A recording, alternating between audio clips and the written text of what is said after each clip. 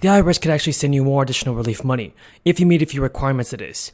Congress has already allocated billions of dollars in funding towards brand new state relief programs.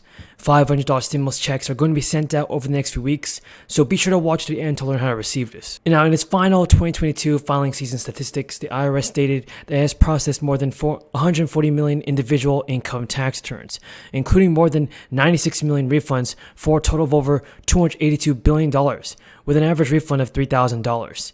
97% of the total returns have already been processed, and while that percentage makes it seem like tax season is nearly done and dusted, there is still a large number of manual tax returns that need processing and a large number of taxpayers that are still waiting the refund. However, unless you are in desperate need of a refund, the good news is that you may be owed interest on your unprocessed return. 97% of the total returns received have been processed, and while the percentage makes it seem like tax season is nearly done and dusted, there are still a large number of manual tax returns that need to be processed and a large number of taxpayers that are still waiting the refund. However, unless you are in desperate need of your refund, the good news is that you may owe interest on your unprocessed tax return. Most individuals who e-filed returns with a direct deposit refund receive their payment within the 21-day processing period. However, there are still millions who are experiencing refund delays months beyond the filing date. If you do not receive your refund within 45 days of filing, the IRS is obliged to pay your interest for each additional day. Also, as of July 1st, you will be able to receive an extra 1% more. The 4% compounded daily interest has increased to 5% due to recent federal rate hikes. The IRS interest rates are based on the Fed's plus 3% points. According to experts in 2020, almost 14 million taxpayers received interest of $18 on average.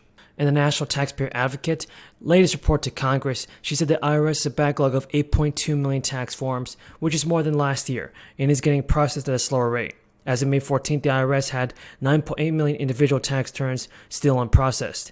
This included 2.4 million returns that required error corrections and 7.4 million paper returns awaiting processing. The total also included returns received in 2021 and new 2021 returns. The IRS will handle any possible interest owed, but you can always check the status of your return on the website. Residents of New Mexico who have already gotten their several tax breaks this year will soon get another round of rebates as the state prepares to send payments totaling either $250 or $500 to households that filed their 2021 taxes. Residents who filed their 2021 taxes as individuals will get a July rebate if they earned less than $75,000 in AG. Rise today to address the body to talk about Social Security. I'm pleased to be joined by so many of my colleagues from across the country who understand what Martin Luther King called the fierce urgency of now and why the United States Congress has to act.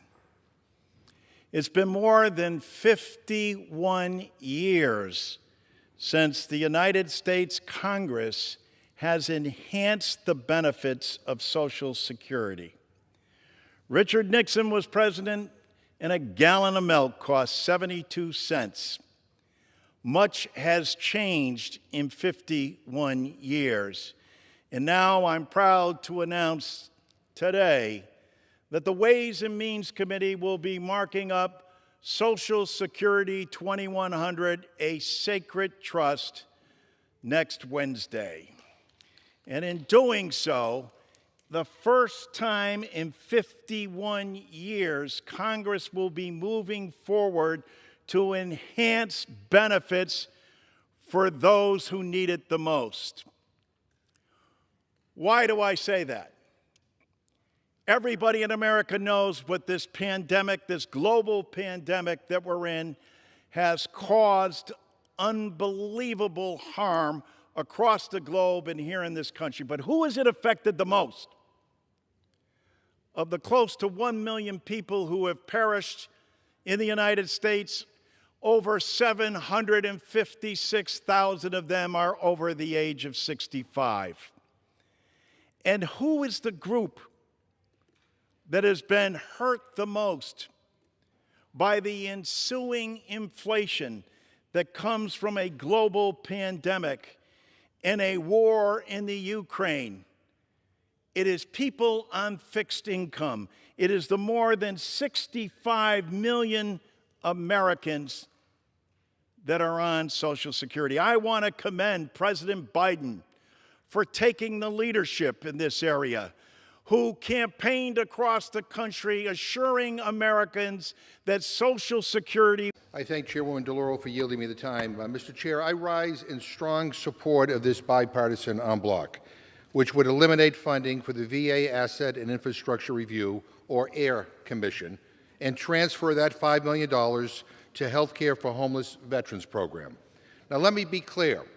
The recommendations advanced so far as part of the VA's Asset and Infrastructure Review process will lead to the closure or downsizing of nearly 1/3 of this country's VA medical facilities and community-based outpatient clinics. I believe that is unacceptable and, frankly, a rotten way to treat veterans who have put their lives on the line for this country. This entire process is a backdoor way to cut services for veterans, and I strongly urge my colleagues to support our veterans and vote yes on this amendment, which has the support of a wide range of veterans advocacy organizations from across the political spectrum. This bipartisan amendment eliminates funding for a commission that would make it harder for veterans across America to get the care they deserve. The decision to recommend shutting down these VA healthcare facilities was based on totally flawed, years-old information. There are huge and unacceptable and inexcusable gaps in the data that was used to determine which facilities to shut down. The VA did not consider cases where hundreds of millions of dollars in new investments were made in facilities that were recommended for closure. It makes absolutely no sense. Let me give you an example. One of the facilities that would be closed is the Leeds VA Medical Center in Massachusetts.